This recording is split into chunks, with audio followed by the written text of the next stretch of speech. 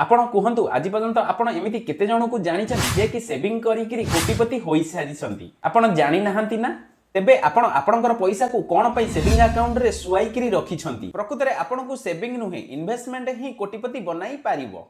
आपण मानक भितरु एबे किछि जन भाबुथिबे मोर तो इनकम बहुत कम खर्च बहुत अधिका मु केउठी 10 लाख टंका आनिबी इन्वेस्टमेंट करिबा पई सेतिपाई तो आजिर एही वीडियोटी आपण मानक पई मु आजिर एही वीडियो रे आपण को कहि सेविंग अकाउंट रे कोन पई पैसा रखिबा भविष्यत पई भलो नुहे बैंक किपरि आपण मानकर पैसा को व्यवहार करी आपण मानक गरीब करी रखुची किंतु निजे बहुत इनकम करूची एवं एही वीडियो रे मु आपण मानक आज कहिबी किपरि कम पैसा इन्वेस्टमेंट करी आपण कोटिपति होई परिबे भविष्यत रे। ताहले चलो स्टार्ट करिबा एही वीडियोटी को। हाँ स्टार्ट करबा पूर्व मु आपनकु गोटे अनुरोध करूची जदि आपण एही चैनल रे वीडियोटी को प्रथम थरिक देखुचंती ताहले चैनल टी को सब्सक्राइब करबा सहित आपनकर संग साथी मानकु शेयर करिवे एवं वीडियोटी को लाइक करी आपनकर भलो पाइबा निहाती देबे। नमस्कार मु चंद्रकांत दास मु आपनकु स्वागत करची Odia investor and trader channel को। सेविंग अकाउंट गोटे ट्रैप आरबीआई रो रूल हिसाब रे बैंक मानकु केवल 3% पैसा रिजर्व करी रखिबा को पड़े निज पाखरे। यदि बैंक रे आपण 100 टंका रखुचंती ताहाले बैंक सेही 100 टंका रु 3 टंका निज पाखरे रखे एवं 97 टंका लोन आकार रे अन्य मानकु देई थाए। बैंक आपनको 3.5% इंटरेस्ट दिए किंतु निजे अन्य मानकु लोन देइकरी 12 रु 15% हिसाब रे इंटरेस्ट कमाए। देखुचंती तो बैंक किपरि आपनकर पैसा को व्यवहार करी निजे बहुत प्रॉफिट कमाए। बैंक जे 3.5% इंटरेस्ट आपनको देई थाए ताहा को महंगाई खाई दिए आपनकर पाखरे किछि बंची न थाए। यदि आपण बेसी नुहे 50,000 टंका जदि बैंक रे फिक्स डिपॉजिट करी रखंती ताहाले 20 वर्ष परे सेही पैसा लाख टंका प्लस हो जाइथिबो मने कर डबल। किंतु जदि आपण बैंक रे न रखी सेही पैसा को एसआईपी रे इन्वेस्टमेंट करिवे एवं 13% हिसाब रे जदि आपनकर पैसा बढ़े ताहाले 20 वर्ष रे आपनकर सेही पैसा 5 लाख ऊपर होई जिवो। देखुचंती तो सेम अमाउंट एवं सेम टाइम किंतु 4 लाख रो फरक आसुची। एबे आपण जानि पारुथिबे कोन पई मु कहूची इन्वेस्टमेंट करिबा पई मु एहा भी कहूनी आपण मानकु जे आपणकर सब पैसा गोटे मार्केट किंबा गोटे एसिड रे इन्वेस्टमेंट करि दियो।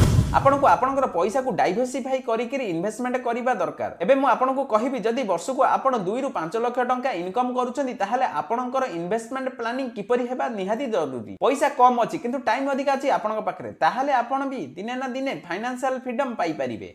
सबठारु प्रथम स्टेप होउची आपणक पई इमरजेंसी फंड बनांतु। हाँ आपण इमरजेंसी फंड को केबे भी सेविंग अकाउंट रे रखंतु नाही। स्मार्ट इन्वेस्टर सब बेले तांको इमरजेंसी फंड को लिक्विड फंड किंबा एफडी रे रखि थांती जेउठी तांको 5 रु 6% हिसाब रे रिटर्न मिली जाए एवं जेतेबेले चाहंती सेतेबेले उठाई पारंती। कम से कम आपण 6 मासर खर्चर पैसा को इमरजेंसी फंड रे रखिबा निहाती दरकार। यदि आपण वर्ष को 2 रु 5 लाख भितर इनकम करंती ताहाले आपणकर इमरजेंसी फंड रे 50,000 रु लाख टंका रहिबा निहाती दरकार। इन्वेस्टमेंट रो जदि कथा कहबा ताहाले आपण इंडेक्स म्यूचुअल फंड रु आरंभ करि कारण एही फंड आपणकर पैसा को इंडिया रे टॉप कंपनी मानकर इन्वेस्टमेंट करि थांती।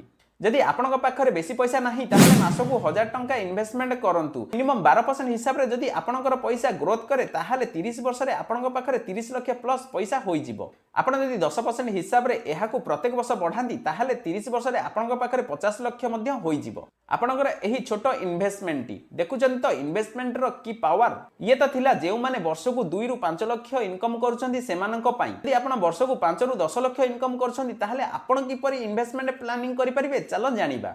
जदि आपण चाकरी करछन ताहाले आपणकर ईपीएफ एम्प्लॉय प्रोविडेंट फंड कटुथिबो एथे आपण 8.1% हिसाब रे रिटर्न पाउथिबे। बहुत लोक कोन करंती तांकर जेतेबेले पैसा रो टिके आवश्यकता पड़िथे सेमाने सेही ईपीएफ फंड रो पैसा को उठाई दियंती। जदि आपण एभली करिवे ताहाले आपण केबे भी फाइनेंशियल फ्री होई परिबे नाही। जदि आपण सतेरे सीरियस अछंती इन्वेस्टमेंट को नेइकरी ताहाले आपण डिसिप्लिन सहित आपणको इन्वेस्टमेंट करिबा को पड़िबो एवं सेही इन्वेस्टमेंट को टाइम मध्य देबा को पड़िबो। एही सिचुएशन रे आपणको गोटे पोर्टफोलियो बनाइबा को पड़िबो। सेही पोर्टफोलियो रे 70 रु 80% पैसा आपणको इक्विटी रे इन्वेस्टमेंट करिबा को पड़िबो एवं 20 रु 30% पैसा आपणको गोल्ड किंबा डेप्थ रे इन्वेस्टमेंट करिबा को पड़िबो। इक्विटी रे आपण लार्ज कैप मिड कैप एवं इंटरनेशनल फंड को मिक्स करिकरी रखि पारिबे। सबटारु इंपोर्टेंस हेउची आपणकर इनकम रो 15 रु 20% पैसा आपण इन्वेस्टमेंट करंतु। जदि आपण 5 रु 10 लाख टंका इनकम करूछंती वर्ष को एबे चलो जानिबा जदि आपण वर्ष को 10 लाख टंका रु अधिका इनकम करूछंती ताहाले आपण किपरि इन्वेस्टमेंट प्लानिंग करिवे। एठी आपण को सेविंग किंबा सिंपल इन्वेस्टमेंट कले आपणकर चलिबो नाही। आपण गोटे स्ट्रांग पोर्टफोलियो बनाइबा को पड़िबो। किछि परसेंट पैसा आपण म्यूचुअल फंड माध्यम रे इक्विटी एवं डेथ फंड रे इन्वेस्टमेंट करिबा को पड़िबो। आपण को ईटीएम माध्यम रे international company Apple Amazon Tesla परि कंपनी मानकर शेयर रे इन्वेस्टमेंट करिबा को पड़िबो।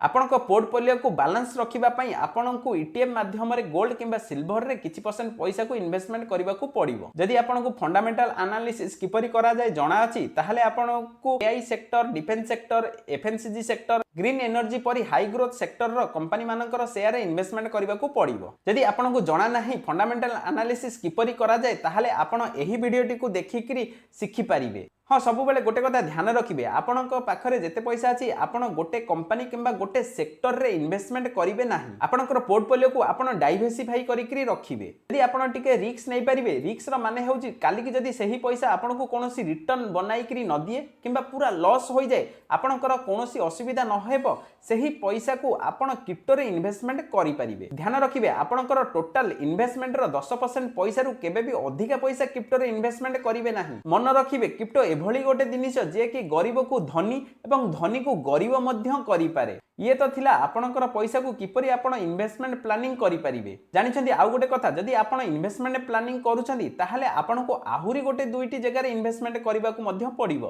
एपरि आपण नुवा फोन किनिबा समय रे तार सेफ्टी पई बैक कवर एवं स्क्रीन गार्ड लगाई थांदी सेही परि इन्वेस्टमेंट प्लानिंग करिबा समय रे आपण को एही दुईटी जगह रे इन्वेस्टमेंट करिबा को पड़िबो। आपणकर इन्वेस्टमेंट को सुरक्षित रखिबा पई मु तो कहिबे आपण इन्वेस्टमेंट करंतु किंबा न करंतु किंतु आपणक पई एवं आपणक परिवार पई एही दुईटी जगह इन्वेस्टमेंट करबा निहाती जरूरी। प्रथम होउची हेल्थ इंश्योरेंस एवं द्वितीय होउची टर्म इंश्योरेंस। आपण कहतु आपण 5 लाख टंका इन्वेस्टमेंट करिसेंती भगवान न करंतु आपणकर किंबा आपणकर परिवार किछि न हेउ फिर भी जदि आपण किंबा आपणकर परिवार कोनोसी सदस्यंकर देह खराब हुए आपण कोन करिवे सही समय रे आपणको काहाटारु लोन नेबा को पड़िबो। हले आपण जे 5-10 वर्ष टाइम देइकरी जेतिकी टंका इन्वेस्टमेंट करिथिबे ताकू भांगीबा को पड़िबो। गोटे झटका रे आपण देखिथिबा सब स्वप्न चुनमार होई जिवो। सेति पई बड़ बड़ इन्वेस्टर माने कुहंती इन्वेस्टमेंट रो प्रथम पाहाच हेउची हेल्थ इंश्योरेंस एवं टर्म इंश्योरेंस। बहुत लोगों को तो जाना नहीं टर्म इंश्योरेंस परी गोटे इंश्योरेंस मध्य अछि। ए इंश्योरेंस रो काम होउची जदि आपणकर काली किछि हेइ जाय ताहाले आपणक परिवार को प्रोटेक्शन देई थाए। बेसी नुहे मासकु 700 रु 900 टंका देइकरी आपण एही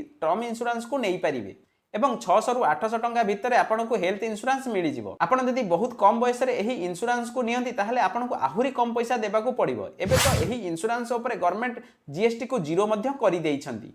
जदि आपण इन्वेस्टमेंट प्लानिंग करूछंती ताहाले किछि दिनस को ध्यान रखिबे। एही सब दिनस को केबे भी आपण करिवे नाही। प्रथम दिनसटी होउची आपण केबे भी लोन नियंतु नाही। जदि आपण थरे लोन नेबे सेही लोन भितर आपण फसी जिवे आपण केबे भी इन्वेस्टमेंट प्लानिंग करि परिबे नाही। सेकेंड दिनसटी होउची आपण आपणकर स्किल ऊपर फोकस करंतु। आपण जेउ जगह रे सब इन्वेस्टमेंट करूछंती किंबा करिबा को चाहुछंती ताहा ऊपर सिखंतु जानंतु ता परे जाईकरी इन्वेस्टमेंट करंतु। सबठारु बड़ दिनस हेउची आपण को डिसिप्लिन सहित इन्वेस्टमेंट करिबा को पड़िबो एवं सेही इन्वेस्टमेंट को टाइम मध्य देबा को पड़िबो। ताहले जाईकरी आपण भविष्यत रे आपणकर गोल को अचीव करि परिबे। आशा करछि आपण एही वीडियोटी को देखिकरी जानि परिथिबे आपण किपरि इन्वेस्टमेंट प्लानिंग करिवे। यदि आपण को एही वीडियोटी भलो लागिताय ताहले लाइक शेयर एवं सब्सक्राइब करिबा को भूलिबे नाही। आज पई एतिकी फेर देखाबो आउ एको नुवा वीडियो रे। रहुछि नमस्कार।